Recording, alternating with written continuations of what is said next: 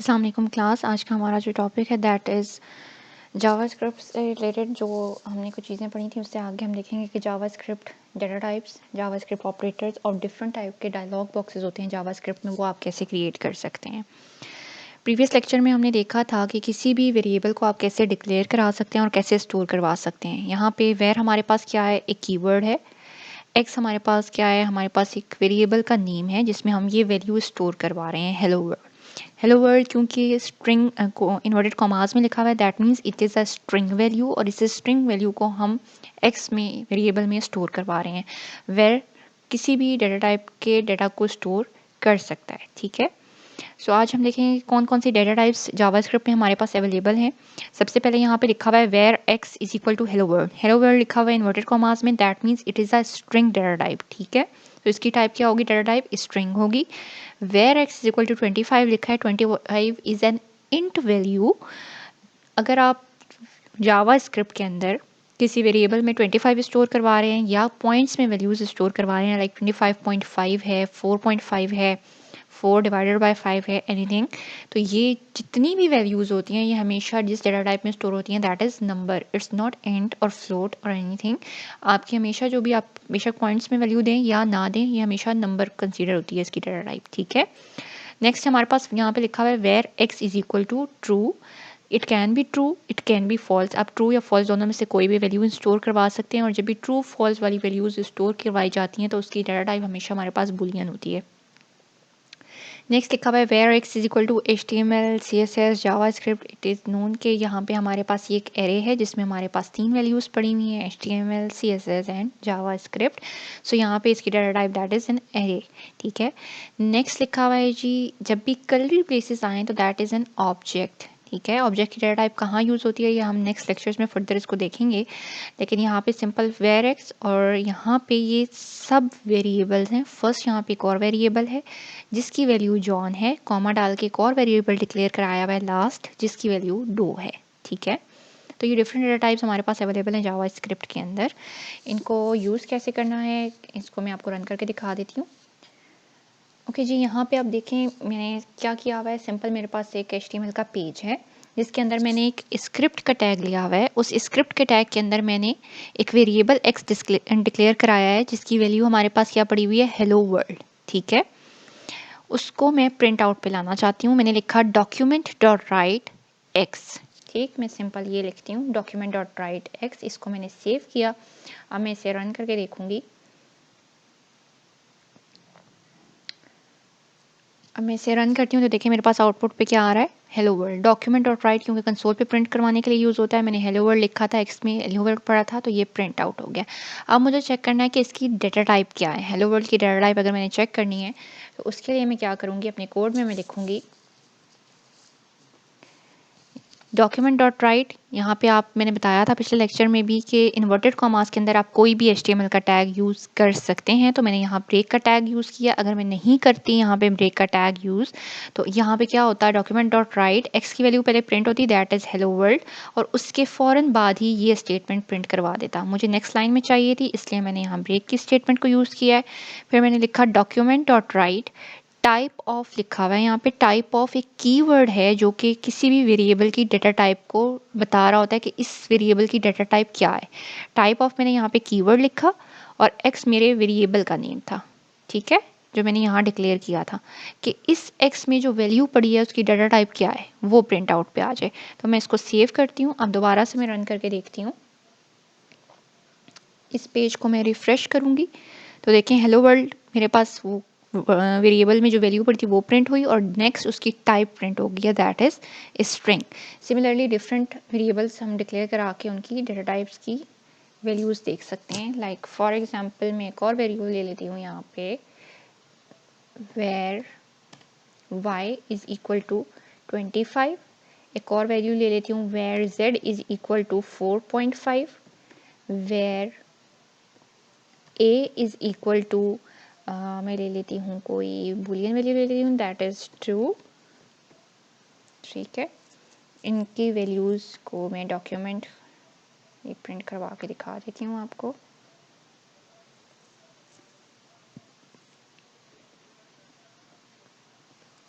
Okay जी, ये हमारे पास already print थी। सबसे पहले हम x को प्रिंट करवा चुके हैं, देन हम y को प्रिंट करवाते हैं। टाइप ऑफ y क्या है, टाइप ऑफ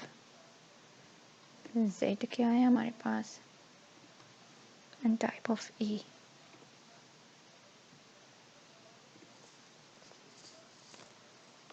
ठीक, मैंने इसको सेव किया। अच्छा, ये स्टेटमेंट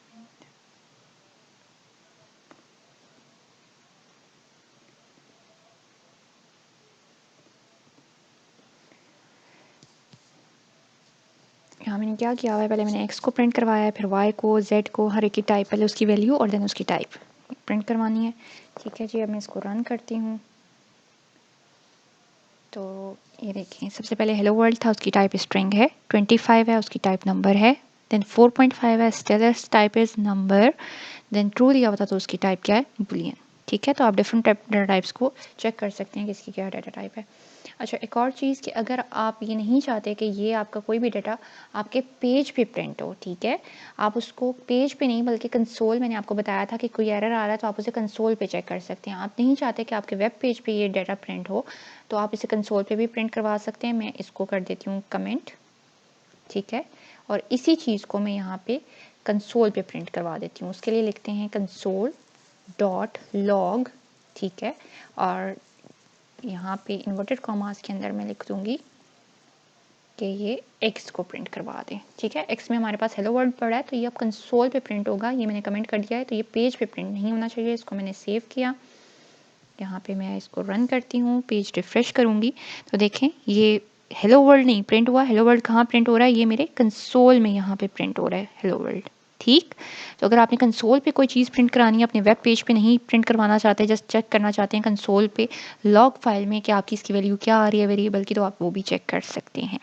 ठीक, उसके बाद है जी हमारे पास डेटा टाइप्स होगी अर्थमेटिक ऑपरेटर्स। जिस तरह और लैंग्वेजेस में हमारे पास अर्थमेटिक ऑपरेटर्स अवेलेबल हैं, addition, subtraction, multiplication. Similarly JavaScript में भी हमारे पास वही सारे अर्थमेटिक ऑपरेटर्स अवेलेबल हैं। आपके पास असाइनमेंट ऑपरेटर्स अवेलेबल हैं।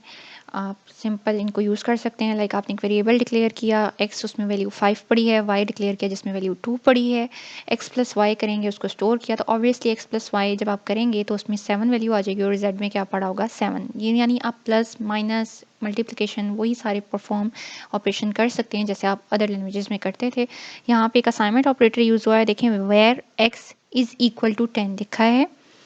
नेक्स्ट स्टेटमेंट में क्या लिखा है, x plus is equal to 5। X plus is equal to का क्या मतलब है, x is equal to x plus 5। ठीक है, तो x में अगर 10 पड़ा था तो 10 प्लस 5 दैट इज 15। तो अब x की वैल्यू क्या हो जाएगी हमारे पास 15। तो सिमिलरली जैसे आप अदर लैंग्वेजेस में यूज़ करते थे अर्थमेटिक ऑपरेटर्स, वो इस लैंग्वेज में भी आप यूज़ कर सकते हैं। नेक्स्ट है अलर्ट बॉक्स। अलर्ट बॉक्स में हमारे पास क्या होता है कि आप अगर कोई भी डायलॉग बॉक्स अपने वेब पेज पर डिस्प्ले करवाना चाहते हैं तो उस केस में जावास्क्रिप्ट में आप कैसे लिखेंगे, it will display a dialog box with a warning text and okay button. ये बहुत पुराने ब्राउज़र में इस तरह डिस्प्ले आता था। जो लेटेस्ट ब्राउज़र्स हैं, क्रोम है, ओपरा वगैरह हैं, तो उनमें डिस्प्ले सर्च बार के ऊपर ही आ जाता है, थोड़ा लाइट सा वाइट डिस्प्ले होता है उसका। ठीक है, जब अगर आपने अपने वेब पेज में यूज़र कोई ऐसा एक्शन परफॉर्म कर रहा है कि आप उसे वार्निंग देना चाहते हैं कि अगर आप ये करेंगे तो फॉर एग्जांपल ये चीज़ डिलीट हो जाएगी, आप या पेज क्लोज हो जाएगा, एनीथिंग, तो वहाँ पे आप अलर्ट बॉक्स यूज़ कर सकते हैं। When an alert box pops up the user will have to click okay to proceed. जब अलर्ट बॉक्स डिस्प्ले पे आता है तो आपको यूज़र के लिए मस्ट है कि पहले वो इस ओके बटन को क्लिक करे, अदरवाइज़ वो नेक्स्ट पेज पे या नेक्स्ट काम नहीं कर सकता जब तक ओके का बटन प्रेस नहीं करेगा। अलर्ट डिस्प्ले करवाने के लिए क्या स्टेटमेंट यूज़ करते हैं, स्क्रिप्ट का जो टैग होता है जिसमें आप जावास्क्रिप्ट की कोडिंग करते हैं उसके अंदर आप लिखेंगे अलर्ट, जो कि कीवर्ड है, और इन्वर्टेड कॉमास में यहाँ पे जो भी टेक्स्ट आप लिखेंगे वो यहाँ पे आपके डिस्प्ले पे आ जाएगा। ठीक है, मैं इसे करके भी दिखा देती हूँ आपको। ये मेरे पास जो स्क्रिप्ट के अंदर कोड लिखा हुआ है इसको मैं फ़िलहाल हटा देती हूँ यहाँ से, और मैं सिंपल यहाँ पे एक अलर्ट बॉक्स लगाती हूँ जो कि मुझे अलर्ट देगा कि ये मेरा जावास्क्रिप्ट का पेज है। This is my JavaScript page. ठीक है, इसको मैंने सेव किया, इसको अब मैं रन करके देखूंगी। रिफ़्रेश किया तो देखें ये मेरे पास अलर्ट बॉक्स डिस्प्ले हो गया। This page says this is my JavaScript page, और जब तक मैं ओके नहीं प्रेस करूँगी मैं आगे मूव ऑन नहीं कर सकती। ठीक है, तो that is simple way to आप अलर्ट दे सकते हैं यूज़र को। ठीक है, नेक्स्ट है जी आपके पास confirm box. When a confirm box pops up, the user will have to click either OK or cancel to proceed. जब भी आपने confirm box यूज़ करना है तो उस केस में आपके पास दो बटन्स आते हैं, OK का और cancel का। यूज़र या तो OK प्रेस करेगा या cancel प्रेस करेगा, फिर वो आगे मूव ऑन कर सकता है, किसी कोई भी मतलब काम कर सकता है अपने वेब पेज पे। If the user clicks OK, the box returns true. If the user clicks cancel, the box return false. अच्छा, अब अलर्ट बॉक्स और कन्फर्म बॉक्स में क्या डिफरेंस है? एक तो पहला डिफरेंस ये कि अलर्ट बॉक्स में आपके पास सिंगल बटन आता है ओके का लिखा हुआ। कन्फर्म बॉक्स में आपके पास दो बटन्स आएंगे, ओके का और कैंसिल का। प्लस जब भी आप कन्फर्म बॉक्स यूज़ करते हैं तो अगर आप ओके प्रेस करेंगे तो कोई ट्रू वैल्यू रिटर्न होती है, और अगर कैंसिल प्रेस करते हैं तो फॉल्स वैल्यू रिटर्न होती है।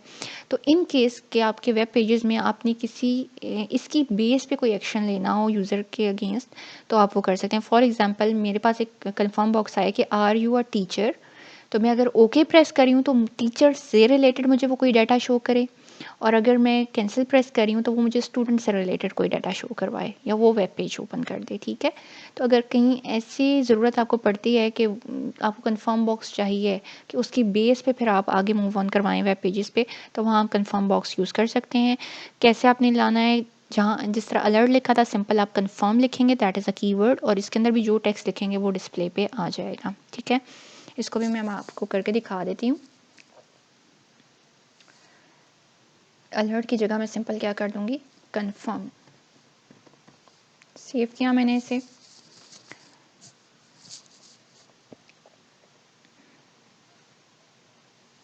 पेज को रिफ्रेश करूंगी तो अब ये मेरे पास कन्फर्म बॉक्स है, क्योंकि इसमें ओके और कैंसिल दोनों बटन है। अगर मैं ओके अभी मैंने फ़िलहाल कोडिंग नहीं की हुई कि मैं इसकी वैल्यू को गेट करके देन अगेन कुछ डिस्प्ले करवाऊँ और कैंसिल पे कुछ और डिस्प्ले करवाऊँ, लेकिन वो भी आप कर सकते हैं। ठीक है, उसके बाद है जी हमारे पास prompt box. A prompt box is often used if you want the user to input a value. prompt boxes उन केसेस में यूज़ होते हैं जहाँ पे यूज़र की इनपुट भी आपको रिक्वायर्ड हो। When a prompt box pops up, the user will have to click either OK or cancel to proceed after entering an input value. अब प्रॉम्प्ट बॉक्स में हमारे पास ओके और कैंसिल के बटन के साथ साथ एक बार भी होती है जिसमें यूज़र अपनी इनपुट वैल्यू दे रहा होता है। ठीक है, प्रॉम्प्ट बॉक्स को डिस्प्ले करवाने के लिए आप प्रॉम्प्ट का कीवर्ड यूज़ करते हैं। यहाँ पे इसमें दो आर्ग्यूमेंट्स होते हैं। पहला जो लिखा हुआ है ये आपके डायलॉग बॉक्स पे शो होगा, और डिफ़ॉल्ट वैल्यू अगर आप देना चाहें तो दे सकते हैं, नहीं देना चाहते तो ना दें, कोई इशू नहीं है इसमें। डिफ़ॉल्ट वैल्यू कहाँ पे आएगी कि यूज़र ने जो इनपुट देनी है वैल्यू, तो वो वैल्यू आप उसको शो करवाना चाहते हैं कि डिफ़ॉल्ट वैल्यू आप खुद से दे दें, बाद में वो बेशक यूज़र इरेज करके वहाँ पे कोई भी वैल्यू दे सकता है। The second argument is the default value to be displayed in the input text field without the default value undefined is shown in the input text field. पुराने ब्राउजर्स जो हैं वो अनडिफाइंड लिखा हुआ शो कर देते थे अगर आप डिफ़ॉल्ट वैल्यू ना दें, लेकिन जो लेटेस्ट ब्राउजर्स हैं वो प्रॉपरली शो करते हैं। मैं इस स्लाइड में देखें, स्क्रिप्ट का टैग है। ठीक है, अलर्ट लिखा हुआ है, this is an alert box, तो इसकी आउटपुट क्या आएगी, ये हमारे पास आ जाएगी। ठीक है, जिसमें सिर्फ ओके का बटन था। कन्फर्म के लिए क्या होता है, आर यू ओके लिखा हुआ है, तो हमारे पास दो ओके और कैंसिल के बटन आए। अब यहाँ लिखा हुआ है prompt what is your name, यहाँ पे देखें सिंगल आर्ग्यूमेंट यूज़ हुआ हुआ है। ठीक है, व्हाट इज़ योर नेम यहाँ सिंगल आर्ग्यूमेंट है, हमने सेकंड आर्ग्यूमेंट जो कि डिफ़ॉल्ट वैल्यू थी वो नहीं दिया। तो इस केस में जो आउटपुट आ रही है यहाँ पे अनडिफाइंड लिखा हुआ है, यूज़र ने जहाँ इनपुट देनी है वहाँ अनडिफाइंड लिखा हुआ है।